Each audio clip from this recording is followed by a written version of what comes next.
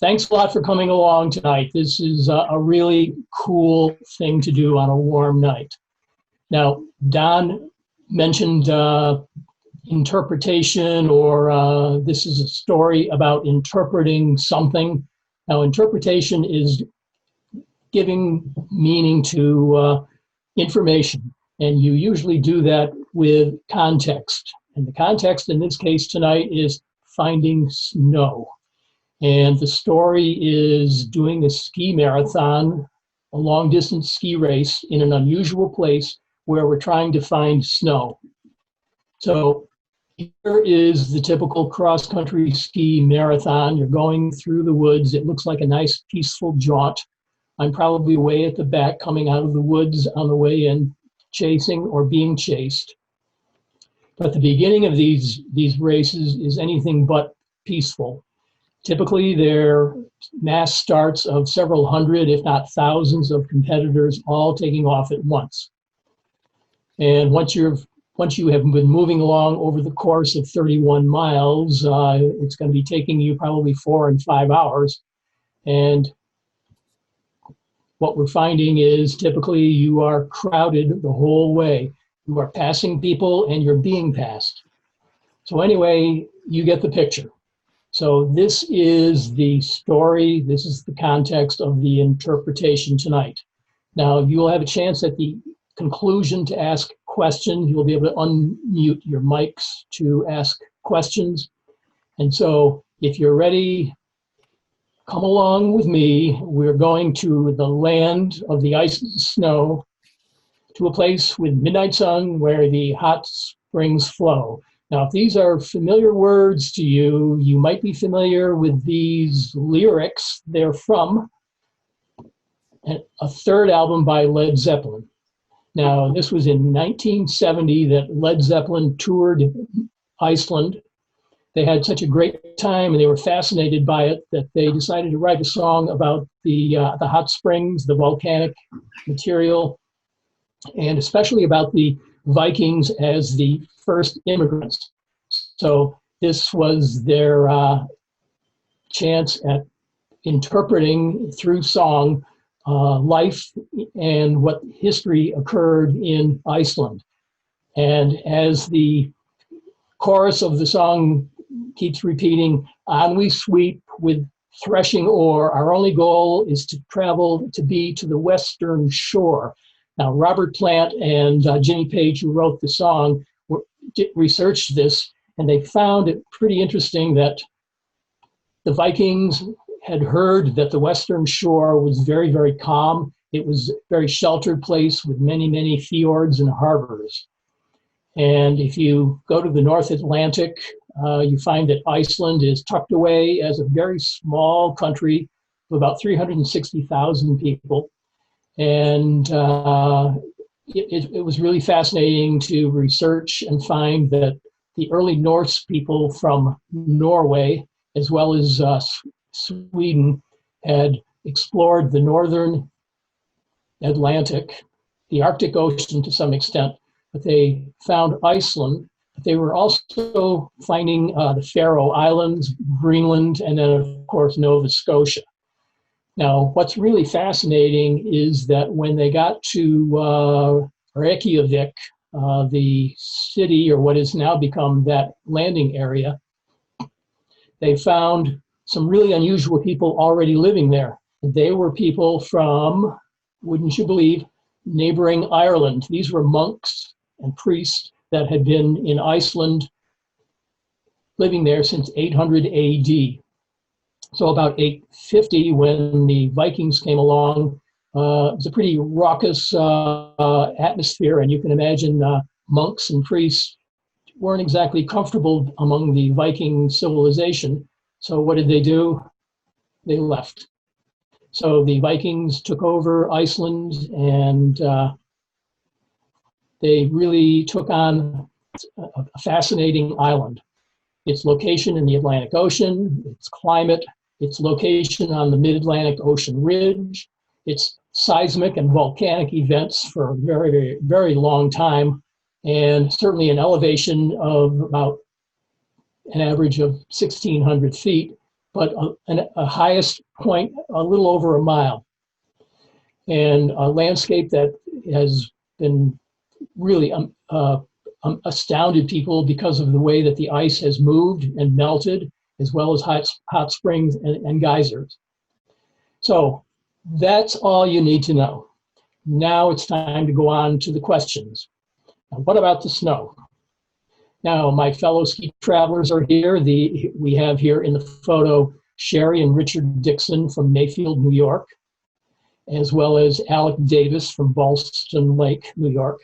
And I've skied with them. We've done ski marathons for decades. We've done dozens of them, 50K up to 90K. That's 31 miles up to 56 miles. A lot of skiing, a lot of training to get ready for one of these things. So we found the Fashvatn Gangang ski marathon in Iceland, and we decided, let's do that. It was on our life list. And so we were ready to go, but we had to really be sure there was snow there for the event to be held. So we were full of questions. Now, our questions are not necessarily scientific. They're not data-driven. They're not a survey.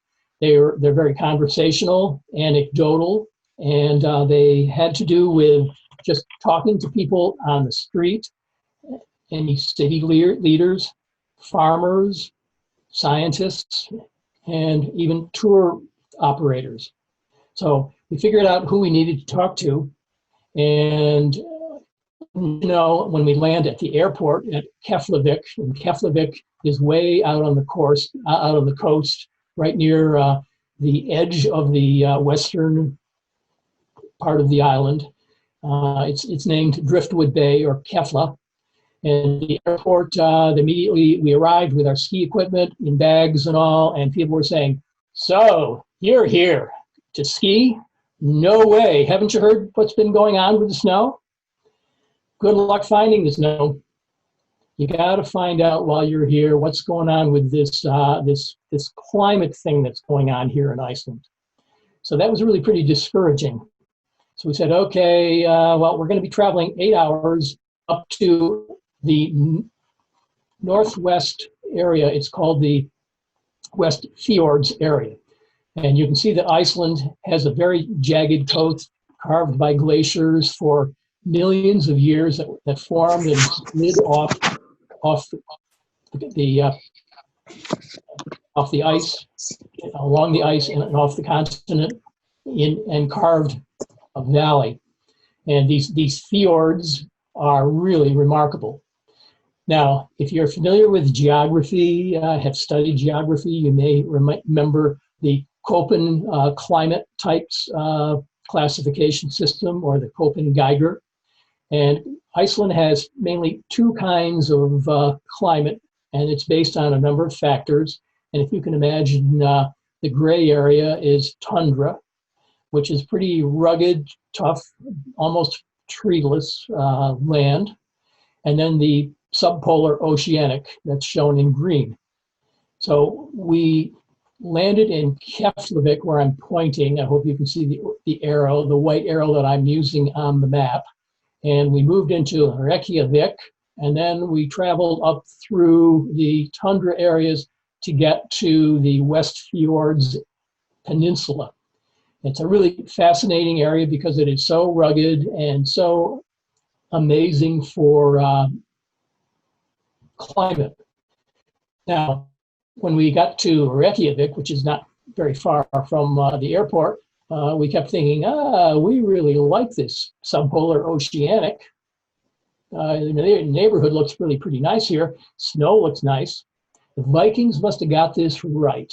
This must be the most beautiful place in the world to the Norwegians and the Scandinavian travelers, because it was so much like their home. It's built at sea level on a fjord, a huge harbor. And this, as we go left and right here, this is the fjord of Reykjavik. But up along the top here, you have this huge tributary glacier that used to feed ice and a lot of material into this valley. So you would call this a hanging valley. You might remember your geology of glaciology, where you have this hanging valley. We thought to ourselves, hey, that's a half pipe for snowboarders. Now, maybe this is really a good sign that we've got good snow. So we're going to start asking questions as we're moving along up through the tundra. And we were really discouraged. Oh, it looks like tundra to me. A little bit of snow on that terraced lava. Here's this lava from 20 million years ago. Imagine living in that farm down there at the bottom. I mean, gardening, I mean, you have to hope that the basalt and the other volcanic rock is broken down to become soil. Now, I don't know about skiing. So we kept moving along, and just amazing that these fjords, these fingers of the sea, have these valley walls where glaciers at one time were tributary glaciers. And so you hear on the right, on your right here, you have this incredible hanging valley, and another one here that was carved by a tributary glacier. And probably this peak area here is pretty resistant rock. So between these two sides, another glacier had fed this one, and then this one flowed out and carved that U shape. And so it's really pretty amazing. These fjords are very, very deep. They are very, very easy for fishing trawlers to navigate. Fishing is really quite the industry in Iceland. But the other part of the picture that you need to understand besides climate and elevation is the fact that Iceland is split by the mid-Atlantic Ocean Ridge. This is that huge mountain range that runs about 10,000 miles from the Arctic, south of the equator through the Atlantic, to Antarctica. You've got the Mid-Atlantic Ridge, which is a very unsettling ridge of volcanoes and magma that is upwelling from deep in the earth. And what you find with this Mid-Atlantic Ridge is that it goes through Reykjavik, Pingvellir, and up through the middle. And along this very seismically active area is these hot spots. You see the red triangles. These are places where you have hot springs, geysers, and some really amazing landforms. So you've got 1,000 volcanoes on hotspots along the central plateau. And they're pretty active, between 30 and 40 that have been active in the last few centuries. But just about every 5 years, there's a major volcanic event somewhere along the Mid-Atlantic Ridge in Iceland. Now, what's really fascinating is after the monks and the priests left, there were a number of people left behind who were Christianized. And so over time, over about 150 years after the Vikings arrived, a number of people converted. So, and when they officially designated Christianity as the accepted religion, in 999 AD, this major eruption took place. And of course, everybody thought, revenge of the pagan gods. And so this was really a pretty interesting historical finding. Now, as you're traveling north of Reykjavik, you can go to the suburb of Hveragerði, and it's on a hot spot of the Mid-Atlantic Ridge. And it's a little suburban neighborhood, and about 20 years ago, this seismic event occurred, an earthquake, and the earth opened up, and the convenience store was totally destroyed. So the opportunity for tourism by the rebuilders said, hey, let's build the floor over the crack in the Mid-Atlantic Ridge. So here you've got this glass pane over the floor, the rift between the European plate of the ridge and the North American. So you're there sipping your coffee, enjoying your Icelandic pastry, and looking down through the glass, and that just goes down for thousands of feet. And you're thinking, I'm hoping this doesn't open up while I'm here enjoying the coffee, because I don't know which way to run. So you got to figure out, all right, which plate am I going to run towards? So we wind up going on from there along the Mid-Atlantic Ridge to the Pingvellir National Park. And this is a fascinating place because the trail that you walk along goes to the site of the original parliament that the Vikings created. Now, the Romans created democracy, and the Vikings and Viking culture followed the parliamentary procedure for setting up government in a parliamentary kind of way. So it's the most historic place in all of Iceland. But it's particularly interesting because this path of rock is right on the Mid-Atlantic Ridge. So on the left side here where I'm pointing, that's the North American, and on the right is the Eurasian plate. Now, visitors come here and they walk along here, and it's really pretty amazing. Now, the seismic activity is monitored so that if they know there's some rumbling, they can close the park. Now, here I am standing on a catwalk bridge. There's a place of the trail that is just so wide that they had to build this bridge because you can lean over the edge and you can look down maybe several thousand feet. So I'm standing here thinking, okay, if there's a little bit of vibration or seismic activity, I'm going to have to figure out which side I'm going to climb up to. So this is really pretty amazing. Now, the hot spots here, you find, here's the geyser spring region. And these are places where the magma is so close to the Earth's surface that there are these chambers of water that get superheated. And when they reach the boiling point, they explode into geysers. So it's a little bit like being at Yellowstone National Park. And they erupt on the clock every 20 or whatever it is minutes. And they have signs everywhere that say, don't put your hands in the water. It's not warm water. It is hot. You will scald yourself. And tourists wind up being bandaged and taken home with very severe burns. So here's the Mid-Atlantic Ridge. We've moved and we're on our way to this peninsula up here, which is really our destination. We're heading to a city about here, and it's near the Arctic Circle. So as we move, it's about an 8-hour trip from Reykjavik. We met a scientist from one of the nearby universities while we were en route, and he shared with us this particular map. And for the city that he lives in, Stikholmar, he provided this to me, and this here we have the temperature in Celsius showing changes over about a 200-year period. Now, we know that when we talk about temperature trends with Earth and climate change, we need to look at long trends. Now, just because Monday this week was a hot day, it doesn't necessarily mean that we've got climate change hitting us severely this week. Monday was weather.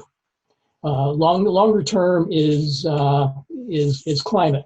So in other words, as I used to tell my earth science kids, weather is what happens every day. It's how you dress for being comfortable. Climate is longer term. It's usually over hundreds of years or maybe even millions of years. So let's not fall into the trap of saying that, the last 5 years have been unusually hot.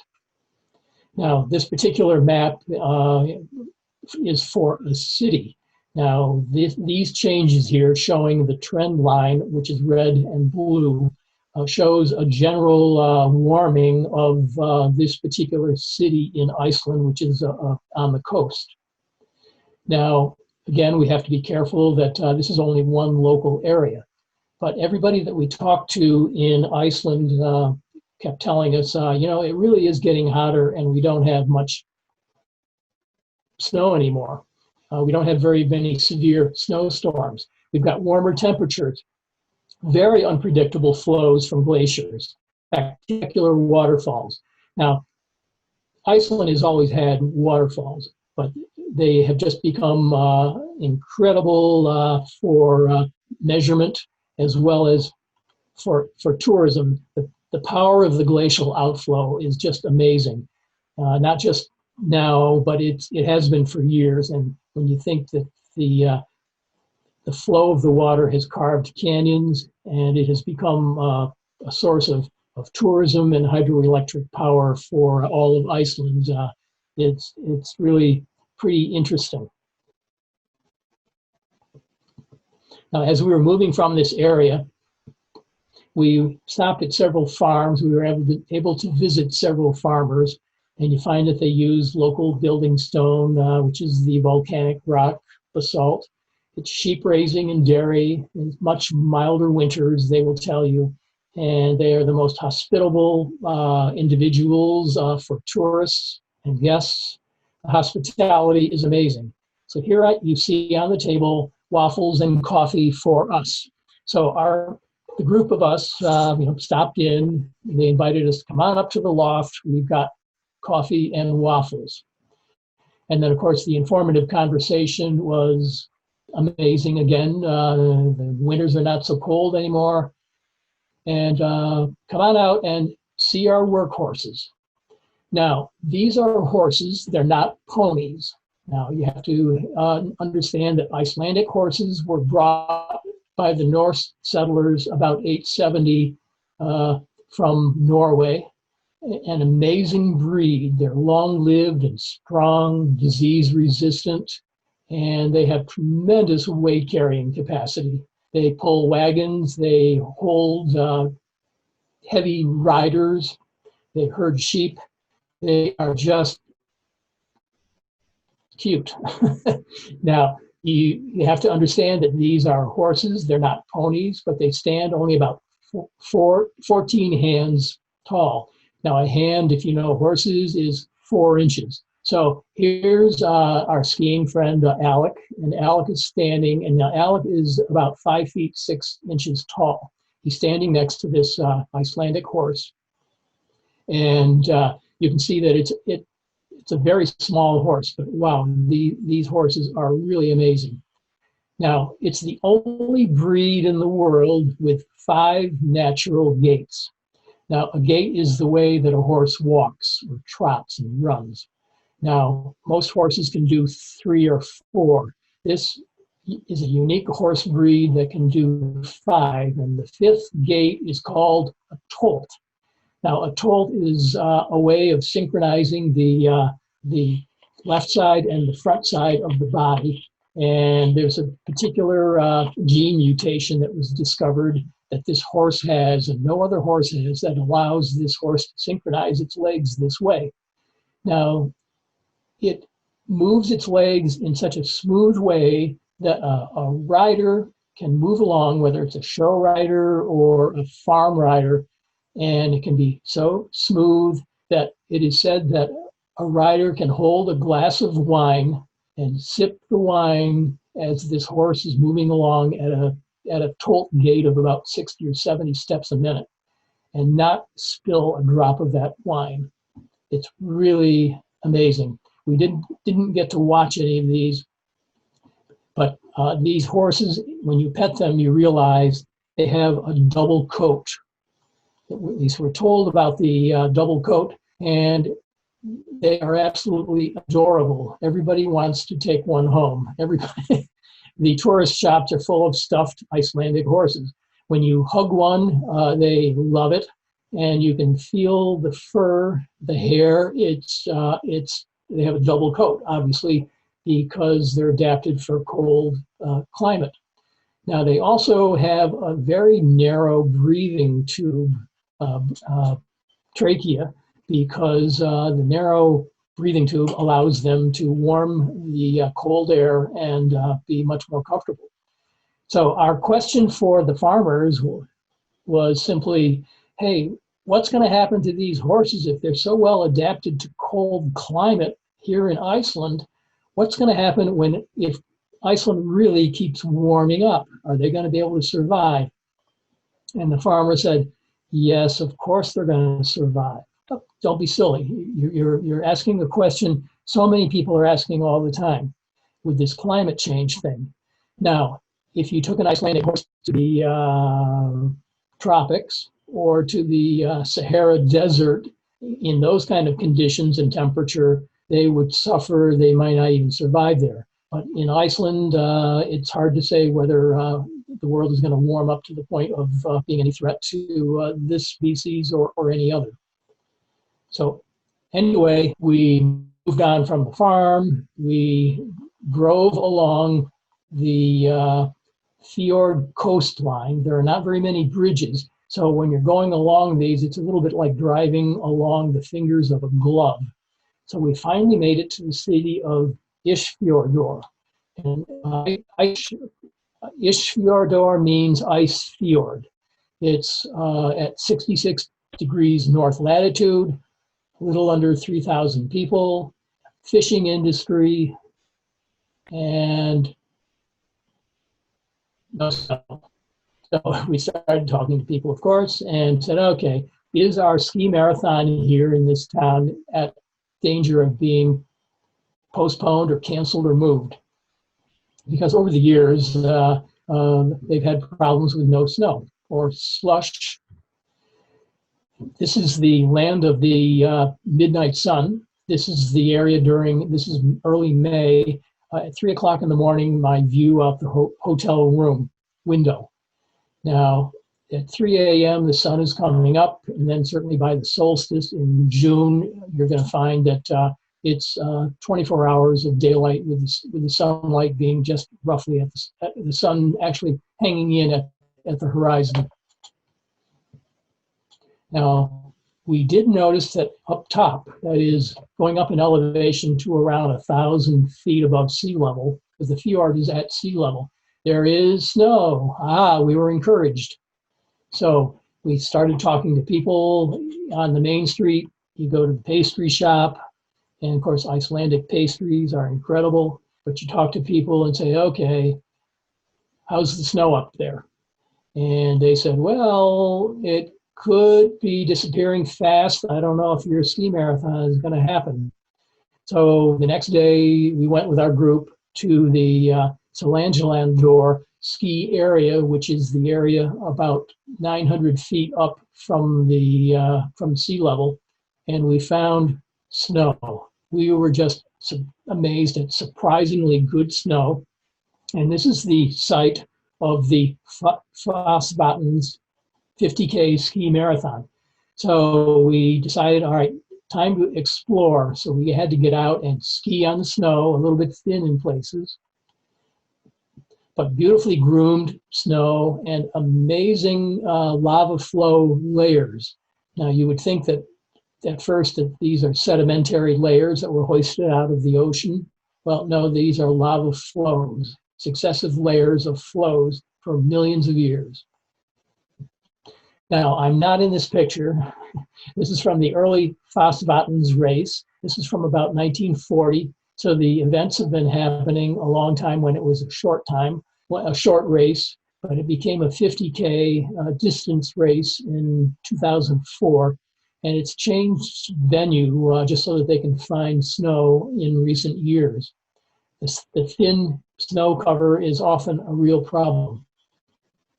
Now, the profile of what we were trying to get used to here was how much climbing we're going to need to do over about 4 or 5 hours.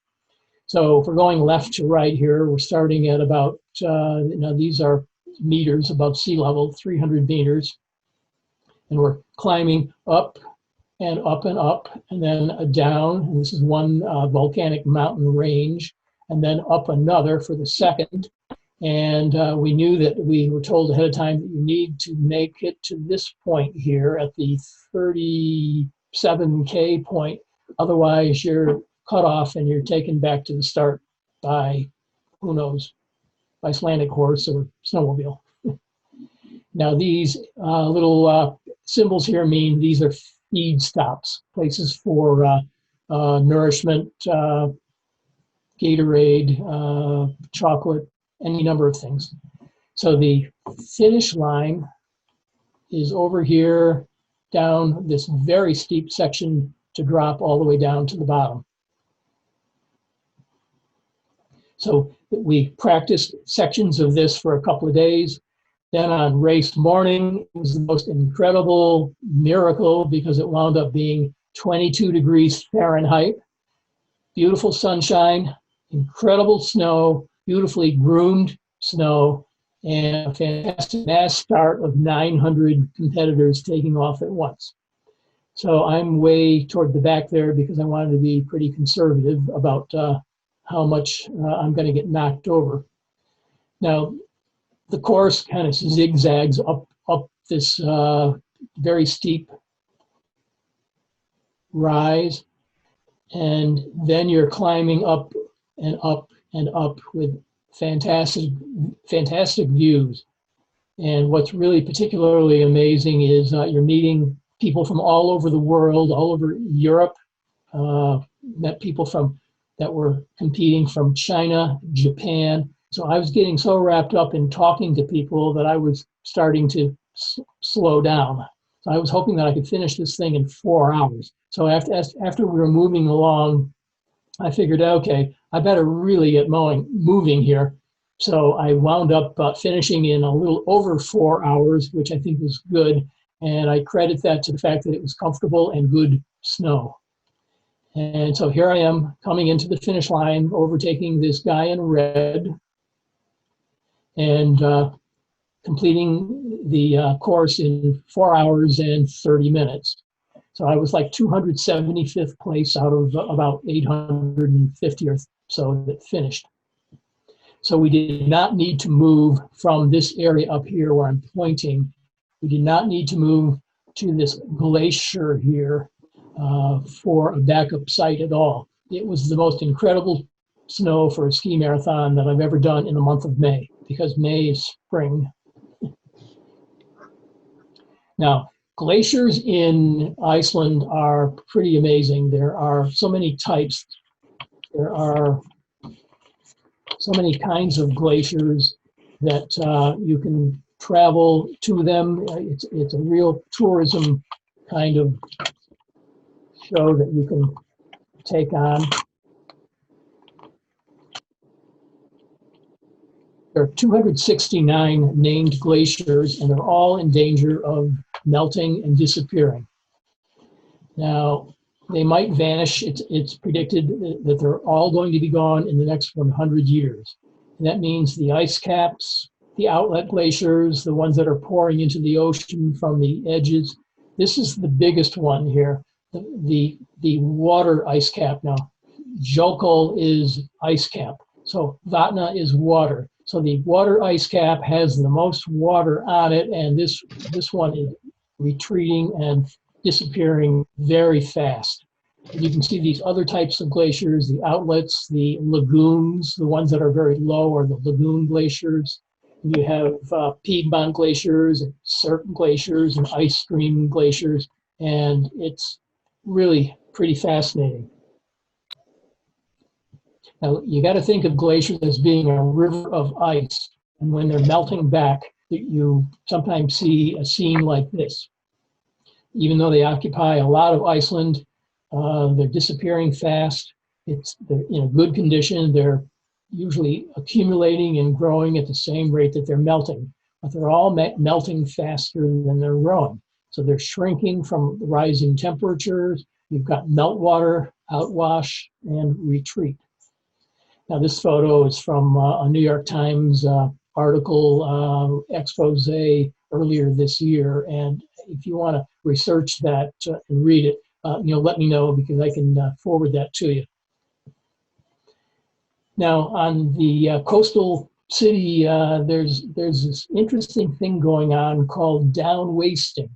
In talking to people, we said, okay, so you're losing the Vatnaskólan glacier. The glacier is shrinking, it's wasting, it's down wasting, but it's reducing the weight on the land. And what it's doing in this particular city is the sediments in the harbor are rising, so it's difficult to get the fishing trawlers in and out. They're scraping bottom. It's also reducing the types of fish out in the ocean only a few miles off coast.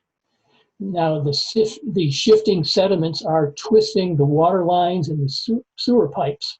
So this is just astounding to hear. And most of the time we hear of sea level rising, but we don't hear about the land rising because you're taking the weight off when the glaciers melt. Now, again, when we look at trends, it's difficult to take one trend graph. And here we've got, and these are average temperatures in Celsius showing over since 1917 a rise. Now, even though this does not look terribly significant, you've got a considerable number of degrees here. And if it continues, right now, changes can occur in a lot of different ways. Now, this is from the National Atmospheric and Oceanographic website. This is Albany, New York. And here's what's going on with a change in temperature. And this is Fahrenheit shown here, the change being plotted from 1985 to 2015. So this is a relatively short number of years. And again, we have to be cautious about the short-term trends and making too many conclusions. But we need to look at longer term years number of trends. So the Department of Environmental Conservation has a really interesting graphic on their website, and they call it Indicators of a Warming World.